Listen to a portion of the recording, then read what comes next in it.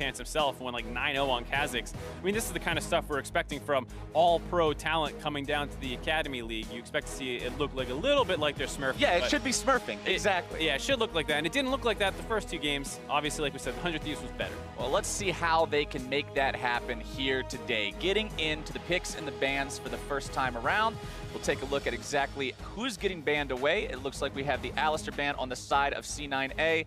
Zoe going to be banned out on the side of Golden Guardians. Yeah, as well as the Trundle and the Nocturne right now. Nocturne has, like, I think very surprisingly for a lot of people, ended up as one of the top priority junglers. Started seeing play in LCK a lot, had a huge win rate, and didn't feel like he got any massive changes. It just felt like everything else that happened with the Scuttle Crab and all this stuff helped propel him forward, as well as the level 6 power, and all of a sudden everyone's like, hey, we should play more Nocturne. I mean, the game feels so snowbally. If Nocturne can just get a couple people ahead with that ultimate every time it's off cooldown, all of a sudden he becomes very high value just because of that playmaking and snowballing potential. Yeah, gets not only himself fed, but can get a lane fed, and everyone is so low range down the bot lane sometimes that when people start fighting, it's like, hey, it's really hard. It's not an Ezreal. It's an all-in. Yeah, it's not an Ezreal getting away, it's a Brand, and suddenly it's much easier to find those kills. All right, we do make our way to the end of the bans for the first part of the draft, with Lulu and Irelia being banned out. First lock-in for C9A is going to be Shen. Previously, I would say, okay, well, there's your top laner, but these days, you got no way of knowing. Yeah, I think that's a big part of a lot of the power picks in the current meta. Either there's something that they're not really abusable through counter picks, or they're safe flex picks, because there's such a focus, especially in solo lanes, about getting counter picks on people, so you can try and find those snowballing matchups. Shen, go support, can go top, as well as being a pretty stable top laner. Once, oh god, they're flying through this. Lucian and Camille, very stable as well, is all I was going to say. Yeah, locked in. We already talked about how if you're on the side of Golden Guardians for Benji and Sheep, like, this is a proving ground for yourself. This is where you get to say, hey, we can hang with the best of them if we can manage to do well against Sneaky and Smoothie. They've got one of those marksmen that's still very relevant. We've seen Lucian with Essence Reavers and all sorts of interesting things going off and having some flashy moments, and this is Benji's chance to step up at that chance. Yeah, absolutely. It's going to be a tough game, though, against Lucian as well as the Sejuani and Shen. That's a lot of people going to be trying to jump on the backline's face, and Golden Guardians also going with LeBlanc, which saw some play initially in the LPL and then started dropping off a little bit. It's probably after the revert to the changes, because that happened, I think, during the mid-season when it was between MSI and the start of the season. They got rid of her old ultimate that mimicked an ability in a weird way. Yeah. And it's just a recast of whatever your most recent one was again. Yeah, old school LeBlanc. The one that would insta-give you is back, and that's the one that you're going to have to be dealing with on the side of Cloud9 Academy right now. If he gets ahead, you know it's going to be hard times for these Cloud9 players to stay alive. But we are into the second part of the bans, and we'll see the Kai'Sa as well as the Braum banned away. Ezreal also going to be targeted. Golden Guardians say, look, we've got our 80 carry. Let's start hitting the pool. Yeah, absolutely. And especially with Sneaky, other than Brand, and even then not really showing too much on the new meta, it does make sense to target him a little bit here. I mean, as crazy as that sounds, because previously Sneaky had such a great champion pool, it felt like he could play any marksman. We'll see if that's true with the 8-12 buffs to these crit scaling ones, but previously on 8-11, a lot of his best champions weren't super in the meta, and then the Brand we saw one time, and then people start banning it or taking it away. Yeah, Brand's actually risen pretty high in popularity. We'll have to see if that ends up still being a pick this time around with the final ban coming through. And now we'll see exactly what the Golden Guardians want to round this composition out with. Lucian, Camille, LeBlanc already locked in. Let's see what they want to go for here. 5 seconds left on that fourth pick, and there you go. Although, oh, it was a joke. All right, they're just, I was going to say, Lucian's already locked in, so you're not going to see like the bottom lane marksman substitute Brand, but they will go for the Thresh instead, the wife steal lane. Yeah, the wife steal lane. Lore jokes. Yep, some people out there know the lore. I still remember it. I got it roughly. Ooh, interesting. So we had a Vladimir and a Pyke. So that means the Shen will probably be going top.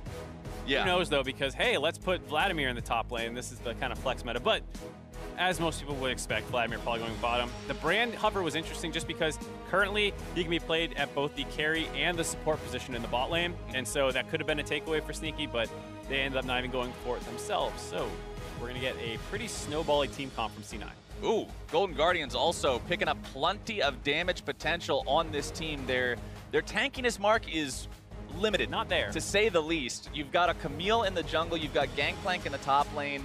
There's so much damage potential if these guys get ahead, but if they fall behind and you're up against a Yasuo and a Vlad, you're going to take a lot of damage. Pyke as well, just being able to reset on these squishier targets could be very problematic. Yeah, this is probably going to be a pretty explosive game one way or the other. I do like C9's comp a little bit into it where, like you were saying, they have some tankier members with the Shen and Sejuani, as well as the fact that Vladimir, really kind of an AP bruiser, if he gets ahead, is very hard to kill. So if LeBlanc is not hitting her item power spikes and Lucian's not hitting her item power spikes, Vlad can become a total menace against this team. I think this is going to be one of those very, very fast games that we see. Like, honestly, so far Summer Split has been very fast games. And I don't think this one will be any exception. The compositions of both sides just do not warrant that happening. And I love seeing this too, because I think a big concern for me coming from 8-12 was marksmen are getting buffed. We already show preference for those champions anyways, and maybe all the fun stuff goes out the window, but we still got it. And this, like you said, going to be a very, very fast game, most likely. A lot of snowballing matchups. All right, we're on to the Rift. Let's see how these teams go about doing this one. Plenty of playmaking potential, plenty of damage on both compositions thus far as they're out onto the Rift. Looks like nothing too crazy early on. Probably just going to be taking those defensive positions. We will see a couple of Cloud9 members move up into that pixel brush. Yeah, not super good level 1 champions. You know, Pyke does have a hook ability, but it's not always what you want to start with. A lot of people like that E for the start, but looks like they might be going for some kind of cheese onto the Gangplank, but they back off. Be some kind of late invade, just wanting to hang around, wait for the maximum possible amount of time in order to maximize their chances of having that payoff. But nope, everybody just wants to back away for now. Everybody's going to go home, just lane pretty normally. The problem is with the level 1 play, Mark, you can think about, oh man, if we get ahead at level 1, that could be awesome. We could set ourselves up for the whole rest of the game. But there's also the flip side of that coin where if this goes bad and we blow all our summoners or kill some of our guys on accident, this could be bad for the whole rest of the game. Oh, well, we'll see if this is going to go bad. Smoothie, oh! Walks up and gets the ward down. That would have been a very dangerous place to walk into, but he does avoid that fate for now as the delayed invade from the Golden Guardians will come in, using the sweeper at level 1, moving forward, laying down the wards. They're going to interrupt this red buff, force Cloud9 back. Yeah, you see already Blabber dipping out away from this red buff. Going to go to the other side of the map. And based off his pathing, looks like he's not actually going to elect to go on the other side of the map. And is going to go for his blue buff, not going for the mirrored invade on the enemy red. Now, if you're either of these junglers, you've got some ganking potential pretty early on. Which one of these lanes feels the juiciest to you, Mark? Which one of these do you think's got the biggest potential for explosivity early on? I think it depends. If I am Golden Guardians, I'm looking at this mid lane. With the changes that came in to LeBlanc, she actually doesn't have that passive marking system that delays her damage anymore. And you're back to the old W max LeBlanc, which gives you a fair amount of wave clear early on, and especially against the melee champion of Yasuo, he can't really win while you're W. So that gives you a pretty strong trading pattern against him, and if you can get him killed, she can start going to the side lanes. It makes Shen not have any fun because he's probably building armor. And so for me, Golden Guardians, that's where I want to snowball. C9 Academy, bot lane, anytime you have that Pyke pick, you want to make stuff happen early on. He has that gold sharing passive at 6. Sejuani is going to spike at 6. So if I'm C9, I'm looking down there. And on the side of Cloud9, remember, this isn't just Yasuo. That's one thing that we got to look at in these matchups, is it's not just champion versus champion. It's player versus player. Yeah. When you look at the name tag above the health bar and you see that this is Jensen, when you see that this is this top-tier mid laner who for the longest amount of time was in this conversation of Jensen versus Bjergsen, these are the only two in contention for the best mid laner in the North American LCS, now playing in Academy, the idea of setting this guy behind, making it so this guy's the victim of your attention, becomes a little bit more daunting as you recognize the caliber of player that you're up against. And we know for a fact Jensen wants to get back to the North American LCS stage. There was a Cloud9, I had a video uploaded the other day of when they initially announced to the players that they were going to be benching them to the Academy League and then bringing up the Academy players, instead giving them a shot on the main stage. And Jack told his players the way you get back to the main LCS roster is by proving yourselves here and continuing to be the impeccable players that we know you are. Yeah, and of course they know that they're skilled, so it's a lot more, from what it seems to be from all the C9 messaging, about attitude and approach to scrims and really caring and giving it your all. So I doubt anyone's looking at this and they want Jensen to smash people and show that he's undoubtedly the best or second best mid laner in North America like he was previously in that conversation. It's a lot more about the attitude and approach. So that might be what people are expecting in the org, but I'm sure Jensen himself wants to go in there and destroy kids. Oh yeah, I'm sure Jensen just wants to go ahead, get a couple claps in, and make his way back to the main LCS stage, but he will have to get through Golden Guardians here today. Again, Cloud9 Academy sitting on 2-1, did have one of those losses in the first week.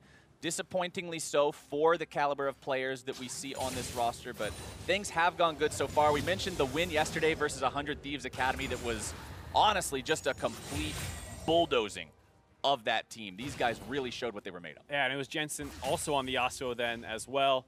Absolutely super clean mechanics to set up a lot of plays around the mid lane. He himself being the initiator a lot of the times. Probably gonna be that kind of focus again.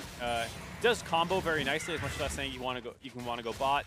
It does work very well mid. Yasuo applies the Sejuani stacks very, very quickly, so you can get some easy stun follow-ups. There's a lot of synergies within this comp. Shiro tries to go for a little bit of a taunt there onto Zig. Won't quite be able to find it. Blabber here in the mid lane. Jensen goes for the flash into the knockup onto Bobchin, but now it's going to be a full-on 2 versus 2. The wind wall placed down. The stun comes through onto Bobchin. Everybody walks away. Yep. Trade in summoners there. Jensen did lose both of his own, but he got potlucks, so not too bad overall, but it's one of those things where a lot of mid laners would love if their jungler lost their sums to take their lane opponents away. This is an old strat that you sometimes heard TSM talk about where, hey, Santorin, come mid, flash on this guy so he flashes away, and now, hey, I'm up summoners and I can play aggressive and he can't. You know, I don't think that was the plan going into that counter gank, but it worked out pretty well for Golden Guardians. Exactly. You mismatch the resources. Even though it's flash for flash, when Bobchin has his and all the kill pressure is on this LeBlanc, all of a sudden things become a lot more scary for Jensen's Yasuo. And speaking of scary, Zig's just having an easy time up here in the top lane. Gangplank into Shen has always been a pretty much free lane, and he's enjoying the ability to just reach that hyper carry status in a very laid-back fashion. Yeah, and Zig was one of the OG Gangplank players when he got that rework. He was one of the first people to really show mastery on that champion. He had a really famous triple barrel flash crit on it, you know, and blew somebody up under his turret one time that got 100,000 views on Plays TV. So this dude can play Gangplank just fine. He knows the ways of the GP, and right now the Golden Guardians are up a little bit of gold, despite the fact that there are no kills under anyone's belts just yet, just because of the way they're farming better. Look at the bottom lane, 62 to 42 CS, favoring Benji and Sheep. In the mid lane, a slight advantage there for Bobchin as well.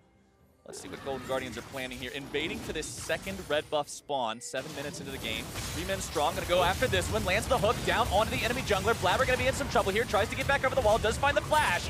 Bobchin goes in, the stand united, not gonna be enough.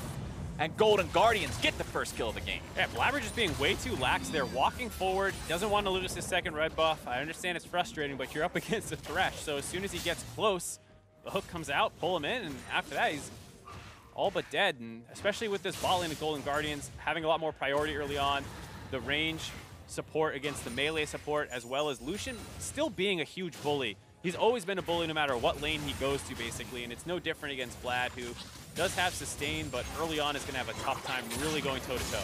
Nice grab there from the Pikes. Sneaky gets some good damage down onto Sheep. Auto attack to proc the electrocute, and you even saw Shiro use the stand united from the Shen, trying to keep his jungler alive, maybe relying too much on that. Blabber was thinking, oh, I got Shen. There's no way they'll burst me through Shen. But then once Bob shows up, GP as well. Both top laners have globals. Feels bad for the jungler on the side of Cloud9 Academy, but Golden Guardians obviously feeling real good about that play, taking away the red buff as well as grabbing the kill, puts them up 1,500 gold now, 8 minutes into the game.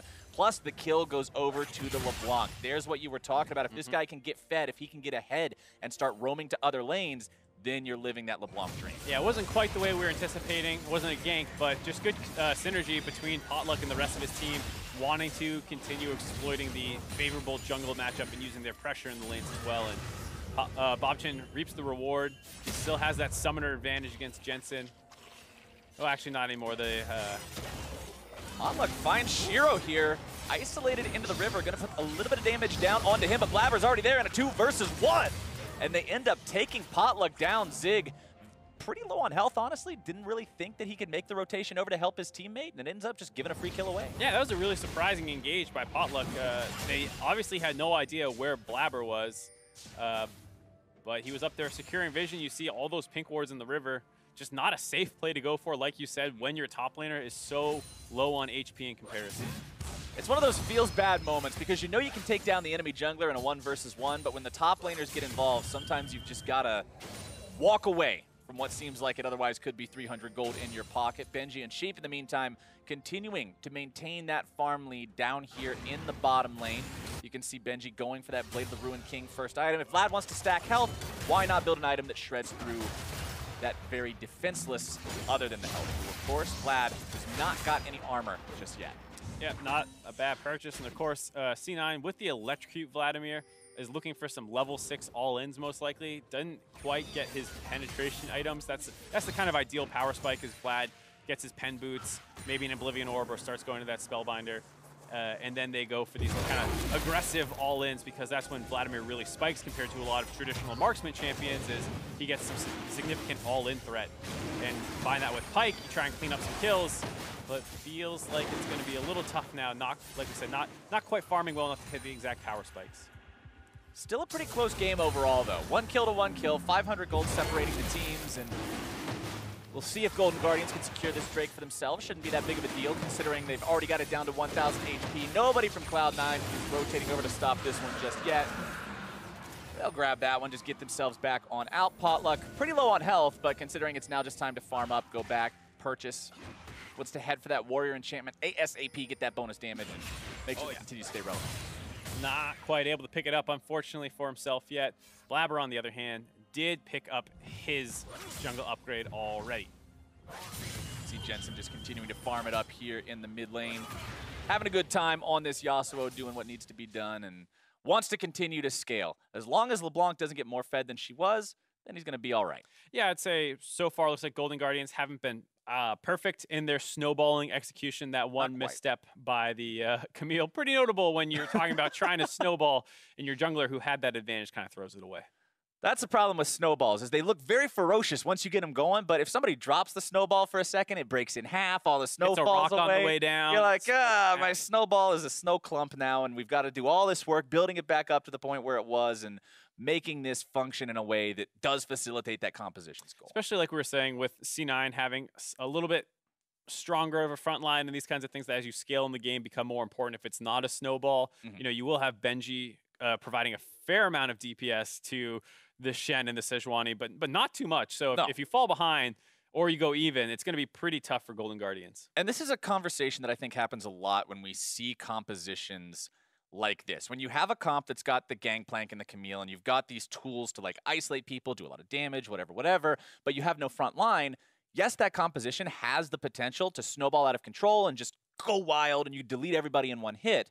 But at the same time, the burden of execution is higher. When you have a front line, when you have a couple meatballs in there that you just, okay, build tank and we'll throw you at them, you're able to make more errors, or you're able to play from more of a deficit simply because of the way the composition works, because of the champions that you've drafted, and because of the fact that they're more useful on a lower economy. Yeah, especially I think a lot of people, when they hear about tanks and utility and stuff, they often think about the health bars and the fact that they can protect people and things like that, but they also just have a ton more CC. So, you know, if you're looking at the side of Golden Guardians, you have like the E from Camille and the Thresh stun, and that's basically that's about what you're working with. Whereas on Sejuani, she can Q in front of people, knock them up, ult them, E them, and that's more CC in Sejuani's kit basically alone than the rest of Golden Guardians. And then you factor in a Shen on top of it, and that's really where the front lining becomes very useful because you can hold them in place for people to do the damage. Whereas, yes, Golden Guardians has a ton of it, but the Camille needs to go in and lock that person down so the GP ult and the LeBlanc can get in. And if someone interrupts that combo, it falls apart much faster. Yeah, there's a lot in the toolbox here for Cloud9. We'll have to see if Golden Guardians can make that work out. But due to an issue with our spectator client, we'll be getting back into game in a few minutes. The game did continue and players did not drop connection, but we're missing some of the game. We'll upload the full game at a later time and get you guys right back into the action as soon as we possibly can. So bear with us, hang out here with me and Mark for a little bit, and we'll see what we can get done. Yeah, it'll be like a little mystery challenge. We're going to jump back into the game. Mystery challenge? Yeah, what happened? All right, we got to deduce what's going down. We got to use the scoreboard and put together clues. I was about to say the Yasuo is going to be fed. I was about to joke about the Yasuo being fed, and we come back and Jensen's 2-0. We needed 10 more seconds for Mark to be a psychic. We didn't quite get it. I could feel it. I was like, we're going to come back. Some stuff's going to have popped off.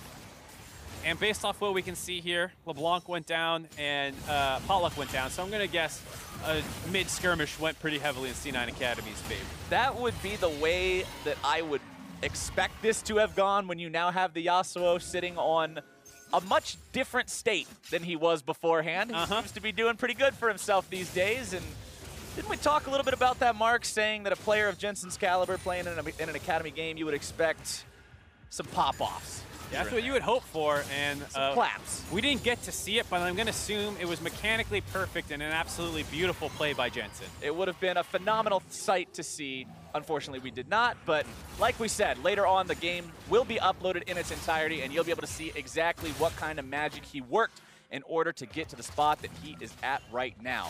Golden Guardians now have to make sure that they don't fall any further behind, because like we were already talking about, when the snowball falls apart, when you have the composition that doesn't have the front line, every mistake just stings that much more, because it's that much more of the game that's out of your control. And it feels like one of the two teams, as I'll hold my thought for a second, Gank coming in.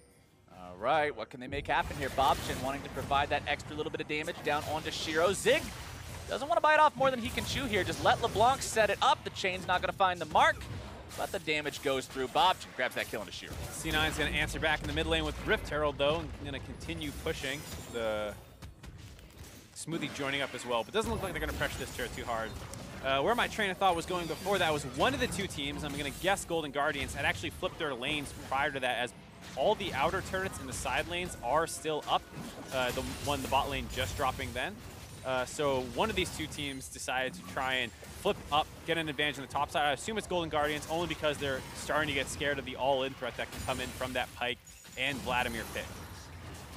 Let's see if Cloud9 wants to go for anything too crazy here on the turret right now. Blabber dashing in, trying to throw out the ulti. Not going to find the mark, but it will force Benji and Sheep to back themselves away from this one. Not able to defend the tier 1 any longer, except for the Gangplank ultimate. It doesn't look like it'll clear those minions out in time, and Cloud9 Academy will find themselves turret number 2. Benji wants to jump in there, find a little bit of damage down onto these guys. Culling still going through. Smoothie taken very low, but does get himself away. Pyke is a slippery fish to try to get that last little bit of damage onto. Yeah, weaving in and out of vision there, so you saw his passive activating and turning off a couple times as he slowly healed up, and it was enough to keep them alive. Sneaky also throwing out that ult to kind of dissuade any further chase, but they've done enough to chunk out the bot lane that was in the top side of C9, so they're also going to be able to trade that turret out now 2-2. Returning the favor instantly. I like to see that kind of a response from Golden Guardians, making sure that they're not just allowing Cloud9 to pick up free objectives, free structures from those rotations, making sure that the response is in place to go 1-for-1 and keep the game close enough to contest whatever they deem the next fight-worthy objective. Yeah, and it's been a pretty good game, all things considered, by Golden Guardians Academy. They got off to a very hot start, had sounds like a couple of small slip-ups in some fights, but other than that, they've done a really good job of keeping up in the macro play from C9 Academy and generated some leads for themselves, as you see a monster CS lead accumulating on Zig, and that's also your best scaling champion. Right. So really not too bad of a place to end up with a significant gold advantage. If this pace keeps up for Zig, he'll likely become the trump card here for this Golden Guardian squad, as Smoothie goes in, uses the pull to bring that Gangplank closer, forces away the flash for the Golden Guardians top lane. A little surprised to see Jensen not ult off the Q from Smoothie's Pyke. That pullback counts as a displacement, counts as an airborne, so technically Jensen could have taken it there. Chose not to, and then with the flash up, Zig was able to dodge out in the tornado coming in from Jensen, so he gets out of that gank attempt. Summoner spell down. We'll have to see how much more attention Cloud9 wants to put onto Zig in the next 5 minutes or so to try to take advantage of that. Another Pyke pull. This one's not going to really find much of anything. Benji dashing in, popping the Blade of the Ruined King active and putting quite a lot of damage onto Sneaky. Of course, with a little bit of time around a minion wave, the Crimson Reaper will be able to make sure he can get that health back. But for now, it means he's got to stay the hell away from Benji. Crimson Reaper? That's Vladimir's title. I had no idea. I told you I knew the lore. Hey, show me up. Zig going after Shiro here in the 1-versus-1, level 13 to level 12. A lot more money in the Gangplank's pocket as well. Sheep wants to come in, help them out on this one, goes for the flash as well to make sure Benji comes in range, and Zig grabs himself the 3rd kill of the game for Golden Guardians. First to his name, as Cloud9 Academy will make moves on this bottom lane tier 1. They're saying, all right, you put 3 guys top lane, that's just fine. You grab the kill, we'll grab the objective. Yeah, and this is one of the nice things about the Yasuo pick, able to go into kind of any lane. All 3 of their champions really function in any lane. Yasuo and Vladimir have no problem being in side lanes or in the mid lane, so they can kind of move their lane assignments around as needed. The only problem is it's starting to feel like GP is not going to be answered by anyone on C9 Academy. And if they're able to keep mid priority, they can keep kind of doing those rotations where they push in the mid wave, and then you have Benji and Sheep going up to meet up with him. Golden Guardians Academy, 4 men strong in the top lane, taking down that tier 2, now deciding to back themselves away. Shiro and Jensen working their way up towards that. Gangplank ulti coming down there in the mid lane will prevent that tier 2 from falling on the side of Golden Guardians, and they end up coming out in +1 for those tier 2 turrets. Who's to say macro play is dead in the new meta? They were all over the map, trading out turrets, trading out farm, trying to get their most important carries ahead. As you saw, a pretty concerted effort of Golden Guardians to get more gold onto Zig, get this GP to his late game. And you can see Gangplank does have the Sterix gauge completed, and remember, Sterix gauge is a little bit different than what it used to be. It no longer increases base attack damage, so the Trinity Force proc is not going to be innately stronger simply because you have Sterix gauge. But considering it gives you bonus AD, any benefits and scalings your abilities had related to that will be enhanced instead. That's actually a really important thing to point out because of how many bruisers relied on that 2-item power spike. You saw it on the GP, of course, like we see continuing, but you also saw it on the Aurelia. You would see it sometimes on even things like Fiora, Aatrox, Jax, Camille. All of them kind of built that power spike, and it's probably a little less of a necessity as it was back then. It was really the only item that would synergize with the Trinity Force Spellblade Sheen proc. But now that's been taken out. It was just a little bit too strong as that 2-item power strike. Yeah, power spike.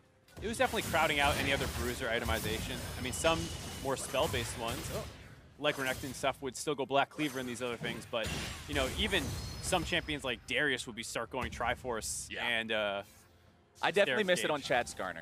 Yeah, that was... Yeah. You felt that one? Yeah, I know Chad Skarner is such an important staple in the meta, and everyone's really concerned about the implications there. But bottom side, Zig is still perfectly happy with this Trinity Force Sterix combo, but with the GP in the bottom lane and his ult not available, Cloud9 Academy decides it's time to start up a 3-man attempt onto Baron here. Benji going after Sneaky in the 1v1. Sneaky going to throw it on the Hemo Plague, use the pool to get himself out, taken very low. He likely won't be able to participate in any kind of a fight here for a minute. Will clear out the rest of that wave. Cloud9 Academy moving their way over towards mid lane as well, giving up that attempt on the Baron as soon as Golden Guardians found out what was going on. As Blabber goes in, there's your flash into your initiation. Sheep's going to be pulled back, and there is no way out. Smoothie makes sure to get 300 extra gold. That was really cool. I think they intentionally stopped damage onto the support there so that they could actually get the kill onto Smoothie to share the gold. It did feel like for 4 people hovered around as fresh. She didn't die that quickly, and then of course you saw Smoothie. Slower animation than I think a lot of people are used to on Pyke. I know when I started playing with him, it felt very hard to find those executes if people were trying to take the kill for themselves. Right. So really nicely done there by C9 to make sure they get the optimal amount of gold from that play. I was going to say, remember that it does give full gold over to the last person that damaged the champion before Pyke got the execute. So you're not even KSing. No. It's actual kill sharing.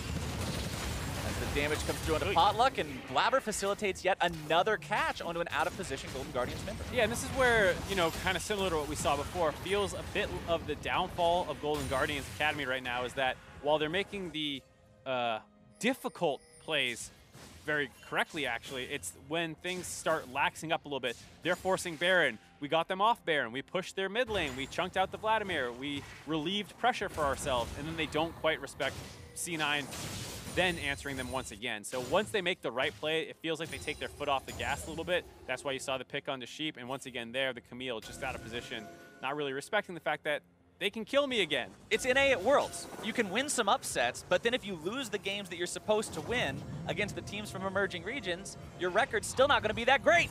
You still have problems. That's a bit of a stretch. No, it's totally fine.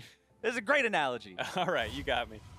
Cloud9 Academy up still very much ever so slightly. 1,000 gold here, 23 minutes into the game against Golden Guardians, but it doesn't feel like a 1,000 gold game, Mark. Cloud9 just seems to be so comfortably in the lead. They're the ones that are pushing out. They're the ones who are putting vision down into the enemy jungle. They're the ones who seem to be in the driver's seat while Golden Guardians are mostly on response duty. Yeah, it's a bit of a weird game because all of C9's important members seem to be doing well. Yet Jensen's 2-0-2, the Vladimir is 0-0-3, your Pyke has a kill, Sejuani 2-1-3. But then you just look at that GP and how much gold he's getting from Kleptomancy and his Q, and you just start to wonder if they're actually winning the game at all. Because the 1,000 gold lead is nice, but that GP is going to become a monster in teamfights because we were talking about low-range comps and all that. C9 are effectively 5 melee. I know technically, you know, Vladimir is range, but he likes to pool in on top. Runs up right next to you. Yeah. He's always in melee range as he fights. Yeah, so they basically have a big old dog pile comp, which is kind of ideal for a GP. He doesn't quite have anyone to lock people down in that dog pile, as there's a lack of CC on his team comp, but he can bring the damage just fine. And that damage is only going to get stronger now that he has the Phantom Dancer completed as well. Compare his itemization to his opponent. All right, they both have the same pair of shoes, so that's pretty close. Hey! One big ticket item in the Titanic Hydra versus one big ticket item in the Trinity Force, but then it's Sterix Gage Phantom Dancer versus a Kindle Gem and a belt. And a Dorian Shield if you want to include that, I guess. But there's no comparison between these two at this point in time. Zig is totally in control. Yeah, absolutely. And I do like the Phantom Dancer purchase, all things considered. That is one of the better split-pushing GP items that you can build. And so we'll have to see if he continue to focus on that, because the 5v5s are going to be really tough to win with such a fragile team comp like we've been saying. So maybe investing more in the GP split push is the right way to go. If he gets unanswerable, he might be able to take some stuff down by himself. At the same time, though, it goes back to what we were talking about with Golden Guardians and seeing both good and bad decisions out of these guys. As long as they can make those good decisions, like we've seen them make so far, stop the Barons, force your opponents back, push the waves out, but also just making sure everybody's staying smart, even in the moments where they feel a bit more comfortable. Nobody can afford to get picked off in the 4-man group if GP wants to keep pushing. As soon as you lose somebody in this 4-man squad, all of a sudden, it's Cloud9 Academy that feels comfortable going for a play, going for a Baron, going for some kind of an initiation like this. Blabber wants to go in yet again. Golden Guardians disengaging this one. Cloud9 Academy, 4 versus 4 here. As you can see, Bobchin coming in from the top part of the map right now. Shiro can always join up with these fights at any point thanks to Stand United, but Golden Guardians decide they're going to go over for that Earth Drain. Yeah, not a bad attempt by C9 Academy. Didn't really blow any resources other than that Sejuani ult. Golden Guardians answers with the Mountain Drake, but on the flip side, once again, these kind of map plays, C9 instantly goes to the Baron. Here we go again. Gangplank ultimate, gonna do what Gangplank ultimate does. Shut that down real quick. Cloud9 Academy forced to back away. Their jungler below half HP. Does not have any way to really regenerate that yet because he does not have the Warmogs. Shiro gets hit by the Thresh Hook, but it's not going to really put him in a spot where he's in any kind of danger. Does have the Warmogs and Titanic, so a very large health pool on this Shen.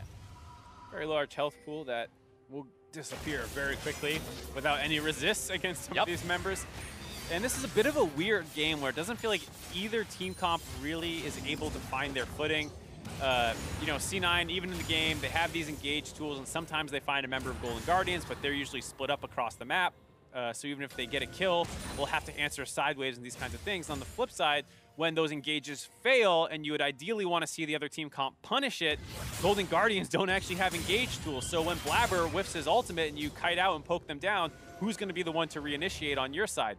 Nobody. It becomes really difficult. There's just not what there needs to be, but I want to specifically point out right now, the next fight could be really big because we have so many massive items currently available. Warmogs on both the frontliners for Cloud9 Academy now complete. 100% crit on Jensen's Yasuo, as well as a stopwatch. So he has playmaking potential with that. 100 charges on Sneaky Spellbinder. Big damage burst going to come out through that one, as well as Hourglass completed on the side of Golden Guardians for Bobchin. There's so many tools that could really shape this next fight, with the most recent one being that Essence Reaver, now also completed for Benji's Lucian. Yeah, a lot of big power spikes here. Gonna have to track how they use them as well, given that a lot of these are item actives. And there we see Flash. Oh, not Flash, just an ultimate. Flash as well. Sheep had to flash away.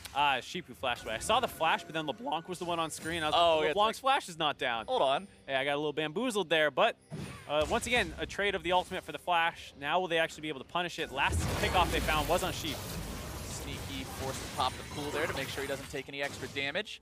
Smoothie tries to go for the pike pull onto that Thresh, but won't find it here today. Golden Guardians still looking to take down this tier 1 in the mid lane. They've got 4 guys here to do it with. See if they can find this pressure they're looking for, and yes, they do. Zig even making his way up towards the mid lane to make sure that one goes down. Able to find that turret. Good that they finally break all the outer, and that will make it a lot easier for them to pressure around Baron themselves. whenever a mid lane turret's up, it doesn't force the enemy team too far back, which means it's a lot easier for them to regain that ground that you're fighting over with all these vision wars. Cloud9 Academy trying to respond now to that mid lane tier 1 getting taken by taking down the tier 2 here from Golden Guardians. They'll do just that, keep this turret count all tied up, as well as keeping the gold within 500. This game's on a knife's edge, Mark. Whoever ends up winning this next fight could easily just turn that into a win real quick. Oh, yeah. And we were both kind of wrong in our estimation that this game would be over very quickly. I thought this would be over by now. I honestly thought we would have a 25-minute game. It was a weird game where Golden Guardians jumped out to a very big lead early on with how their invades worked out, and especially the second one on the red buff working in their favor.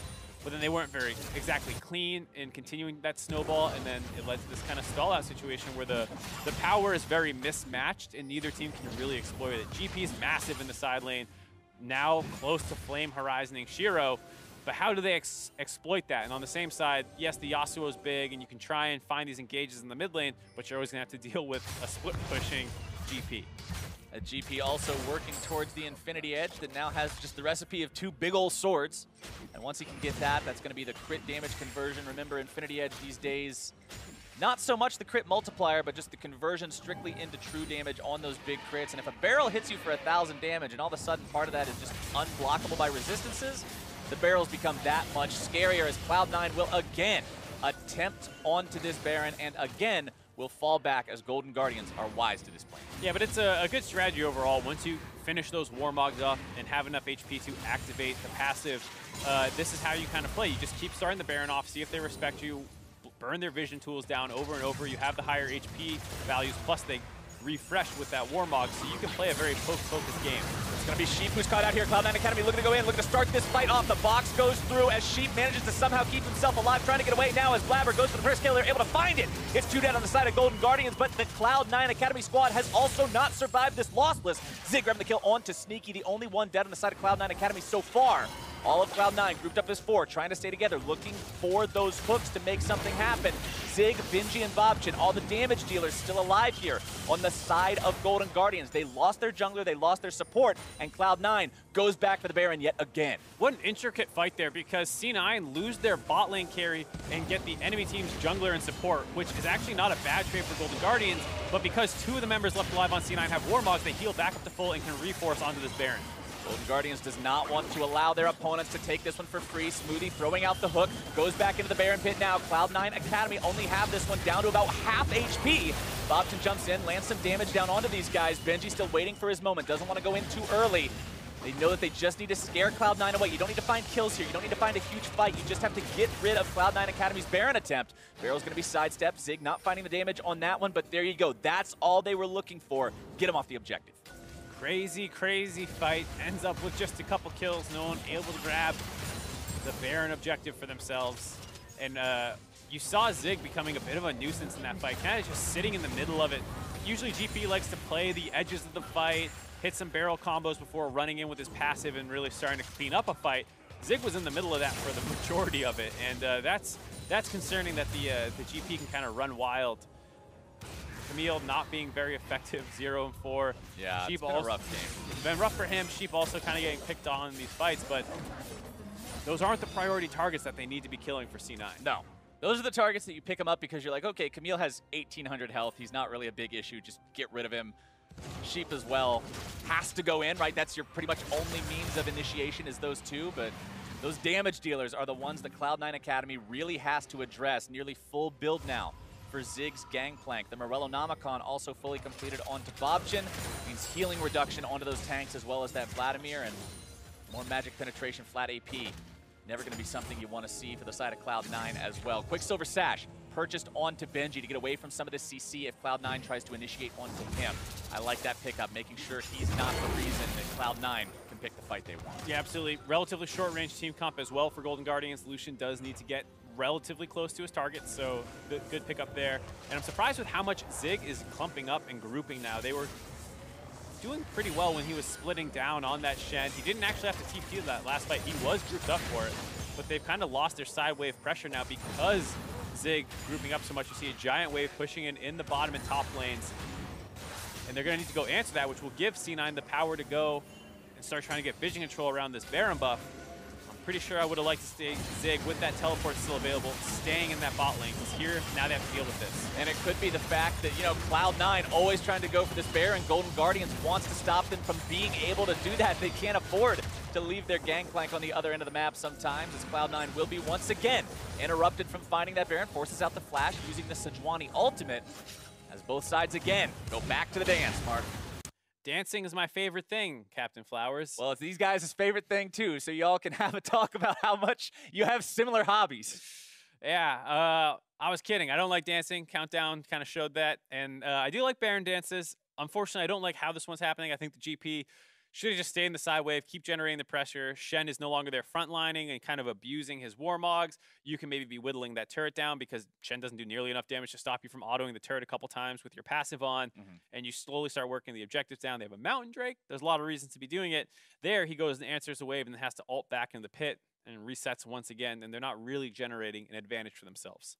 Now, for those of you who may be wondering, why am I looking at these two guys again instead of the game? Unfortunately, the spectator issue is persisting, and we will once again be jumping ahead in the game. We're missing 40 seconds of game time, wherein Cloud9 killed Potluck and Sheep and are currently in the middle of a Baron attempt. So hopefully we can get back in and catch it before any more action explodes onto the screen. And once again, the support and jungler of Golden Guardians Academy getting picked on. Killed them a second time. But the damage dealers are still alive, so Golden Guardians may still be able to attempt to stop this. It's the same three-man squad that did it last time, having to do it again. Barrels go through, damage comes in, Baron secured by Cloud9 Academy off of those picks now. The dance is finally over, Mark. Everybody can go home, if only for a moment. Only for a moment. Now, the next big step begins for Cloud9 Academy. It's not just getting Baron, it's what does Baron lead you to? And that's the tough part. I mean, this is one of the things we were talking about at the top of the day. Banner of Command's gone. Before, your Shen would have a Banner of Command right now. He would plop that down in the lane, and your melees would protect him, and that thing would take care of the turrets itself. Are you capable of doing that now? How do you take turrets with such a low-range comp? I guess you're hoping the Vladimir is enough with that AP damage conversion to be able to complete the sieges. And we'll have to see if that actually is the case. I believe this is one of the things that we heard from Hooney about at the end of NALCS last week when we were asking him about how do you feel that the banner change and removal is going to interact with some of the compositions we've seen. And I remember Hooney talking about, yeah, it could be more difficult to use some of these compositions with bruisers and fighters in lower range without that guaranteed thing, but we'll just have to wait and see. And now we will get to see when Vladimir is the only quote-unquote range on the team. How does that feel? Cloud9 Academy wants it to feel like just bursting through one of these inhibitor turrets, taking the inhibitor down and winning the game. We've seen so many games so far in Summer Split across multiple regions worldwide end so rapidly after a Baron. The damage coming down, the pick going through, but the save for now, the Hemo Plague, will still seal Benji's fate. And with the enemy AD carry off the board, that means Cloud9 Academy will just be able to strong-arm their way into this base, knock down these inhibitor turrets, set their sights on the inhibitors, and maybe even the Nexus thereafter. They'll just walk their way right over to mid lane after taking the bottom side. The minion wave is already waiting. 5 men strong, health bars topped off. Likely not going to be long for this world is that inhibitor turret. The wind wall goes through to protect themselves a little bit more. Barrel finds quite a lot of damage onto multiple members, but it's still a 5 versus 4 favoring Cloud9 Academy as this push continues. 2 inhibitors down now in the Golden Guardians base. This is what I was talking about, Mark. You get Baron and the game just seems to end. Yeah, well, critically, they also found a pick on the enemy team's marksman. We were concerned about how C9 was going to be able to push down the inhibitor turrets. They're rotating between the lanes to get the inner ones. No surprise to see those going on, but the fact that they were able to find Benji in a rotation, pick him off, great Q by the Pike of Smoothie was the one that really set that kill up. And that was really what allowed them to break all those inhibitor turrets for themselves. And with that, they might have gotten over the largest hurdle of these low-range compositions, which is breaking an inhib turret. I mean, we've always seen the inhibitor turret line sort of just be this wall. Even in previous years when the meta had been well established with marksman always being in the bottom lane, etc., the inhibitor turret line was just often a point where it's like, okay, we need Baron to break this. This is especially difficult just because of the fact that they're otherwise behind a wall. We have to push into their territory. We have to fight in a very specific zone. And when you remove the marksman from the equation, when you make the siege weaker than it previously would have been, it turns into this situation that goes from, all right, this is hard, to, man, how in the world do we knock this thing over? But with that solved, Cloud9 Academy, you have to think they're feeling good about this position. They're in a spot where it should just come down to checking the boxes and saying, okay, waves are pushed out, side lanes are pressured, take down the last inhibitor, double super minions everywhere, bada bing, bada boom, game's over. Bada bing, bada boom. Also, not much line wave clear on Golden Guardians Academy side, so a little bit of that sieging problem alleviated. GP is not too bad, as well as the Lucian pick, but when Lucian's dead, hey, it's suddenly a lot easier to push. All of a sudden, when the guy that you're concerned about is dead, you don't have to be as concerned about him much longer. They're not concerned about much of anything. They find the pick onto Sheep. Still going to continue this push here. Final inhibitor turret. Are they even concerned about that? The answer may be no. Another nice pull coming out there from Smoothie as the wind wall goes up to protect them from any sort of retaliatory damage. Final inhibitor now under pressure as Cloud9 Academy looks to end this one right here on this push, able to find some CC and damage down onto the Golden Guardians roster. Gangplank ultimate going to be coming in. Hextech ultimatum is issued. They do manage to find the shutdown onto that enemy Sejuani. Benji not quite able to find all the damage he needs immediately. Zonia is going to be used there to protect the Cloud9 line, but it will not protect for too much longer. Jensen goes down, shutdown credit going over to Bobchin as a double kill goes the way of Zig, finding that lethal damage onto Pyke. Shiro tries to get himself out of here. The last man standing other than his bottom lane carry in Sneaky, but now Sneaky stands alone. 4 out of 5 dead on the side of Cloud9 Academy. Did take the inhibitor, so we're going to have all 3 inhibs down, double super creeps coming in. We'll put Golden Guardians on their back foot, and we'll still have a hard time clawing their way back into this game, but a really nice base defense there as C9 went a little too far forward. Blabber was overextended. They were ahead. They felt overconfident, so they go in to try and protect him, and then that puts them in range for a monster combo from Zig. Chunked out multiple members of C9 Academy almost instantly, and then Benji, because he's still up and left alive there, was able to provide a lot of chase down, as well as the Camille.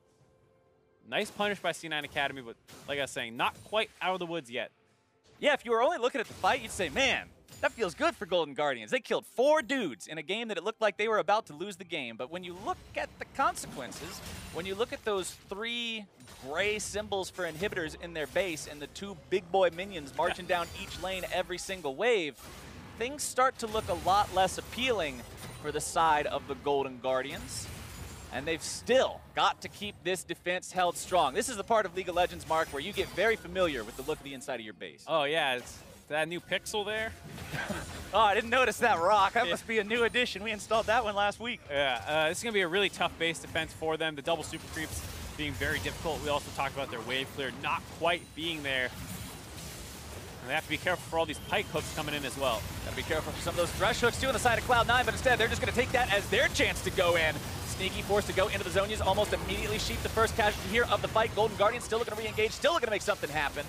Not quite finding anyone from the side of Cloud9. It's a 1 for 0 so far for the attacking team. The minions will reinforce those lines yet again, and Cloud9 has no intention of stopping. Remember, those Warmogs are going to make sure the front line stays healthy. Bobchin tries to go in. Sneaky going into the pool, keeping himself alive. Another hook finding its way in from Pyke.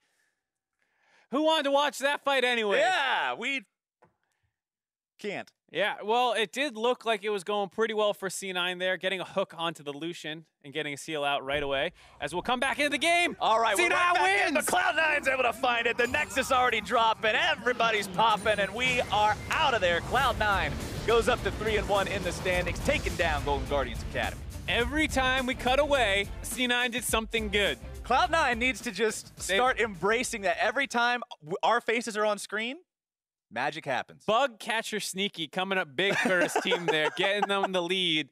Really impressive play by him on the Vladimir. No, all things considered, a pretty good game from the C9 squad. Took some lumps early on, but bounced back very well. And a lot of the members stepping up big in the way that you wanted to see. This was a big Jensen game. Blabber had a pretty good game as well, but Sneaky and Smoothie, especially Smoothie finding a lot of hooks, started a lot of those fights off. Really well-rounded team effort. Yeah, Smoothie's pulls were on point this game. Again, like you pointed out, when they were able to get those first 2 inhibitor turrets and just break the base open and bypass that huge wall for these short-range compositions, it's Smoothie that finds the hook. He's the one who sets up the Benji kill, which makes it all possible. Yeah, that was a huge performance out of him. I gotta say, Zig looked really, really good, did his best to hold on there. Not Blabber, excuse me. Potluck and Sheep looked like they were struggling a little bit with how they had to play that 4-1 split push composition and the fact that with no frontliner to walk forward, Sejuani can threaten as much space as she wants to. Yeah. And then you don't really have a way to punish her. If you thresh hook her, maybe, but that's about it. If you miss the thresh hook, you can't walk back and encroach because you just have no HP compared to her. The Sejuani was just such a massive element in these fights, and we saw a lot of good initiations from Blabber throughout the game. And actually, to hear more about that victory now, I'd like to go ahead and welcome Blabber to the broadcast here via Skype. Blabber, how you doing, man? I'm good. How are you? I'm doing pretty good, too. We just got done watching that win that you guys had. You had a lot of really good initiations on the Sejuani, going in with the flashes to set up the plays, to set up the last breaths from Jensen's Yasuo. Talk to me about what was going through you guys' minds after the draft was done. What did you think about the comps and how you were stacked up against the Golden Guardians? How did this game look from the start? Yeah, so we actually thought our comp was way better than theirs. When we got Shen, Yasuo, and Sejuani, we thought like we won draft for sure. And then they didn't ban out Vladimir, so we had AP in the bot lane too. So we thought it was pretty good for us.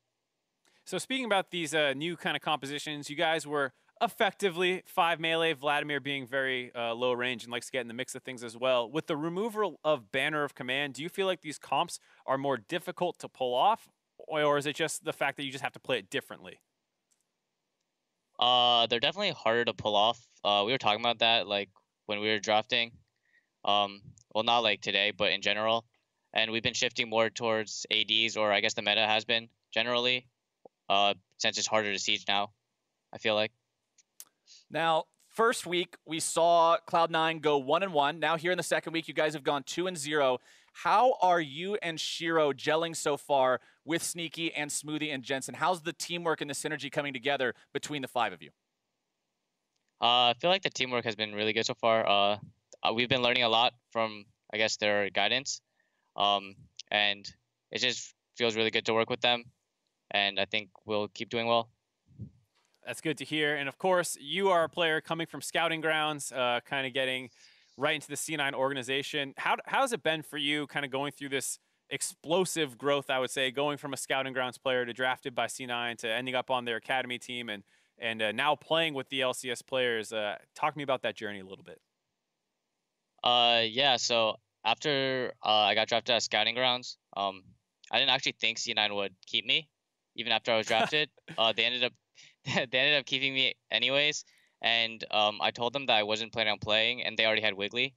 So I finished school. My last semester of senior year, I finished school, and then after that, they released Wiggly, and I just got the starting spot since I was already signed. And working with the 3 LCS players, I didn't really expect it. When I first started, I was working with Grayson, Golden Glue, Keith, and Zazel. And I actually left to go back to where I'm from to graduate. And I come back and my roster is different. So I was a little confused. But Merry Christmas. That's probably pretty jarring. You come back, you're like, wait a second. All right, well, we're almost done here, but I do want to ask you one last question. What are your goals personally for the rest of this split for Academy? Like I say, you guys, you've started off pretty strong. Cloud9 Academy sitting on 3-1 after 2 weeks of play. What are your goals by the end of summer split?